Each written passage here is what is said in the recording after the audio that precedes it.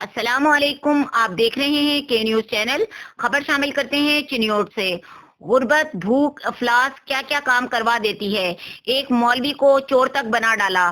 چنیوٹ کی تحصیل لالیاں کے نواحی موضع قادر آباد کے جامع مسجد کا امام عمر فاروق نوسر باز نکلا۔ تفصیلات کے مطابق قاری عمر فاروق نے چند روز قبل مسجد میں محفل میلاد کا انعقاد کرایا، جس میں قرآن دازی کے ذریعے 4 لوگوں کے جعلی عمرے کے ٹکٹ نکال کر ان سے مبلغ 30 ہزار روپے ہتھیا لیے۔ رات فاش ہونے پر عمر فاروق، جو کہ چوکی بھاگٹ کا رہائشی ہے، نے میڈیا کو بتایا کہ اس کے گھر کے حالات ٹھیک نہیں تھے، یہ سارا ڈرامہ اس نے اسی لیے رچایا۔ اہل علاقہ نے اسے مسجد سے نکال دیا اور رقم کی وصولی کے لیے قاری صابر نے 2 ہفتے کی مہلت مانگ لی۔ کہاں سے آئے ہیں آپ؟ کیا نام ہے آپ کا؟ عمر فاروق۔ کہاں سے ہیں؟ چوک نمبر 23 چوکی بھاگٹ۔ چوکی باگڑ سے۔ ادھر کیا کرنے آئے ہیں؟ نماز پڑھانے امامت۔ کس مسجد میں؟ قادر آباد۔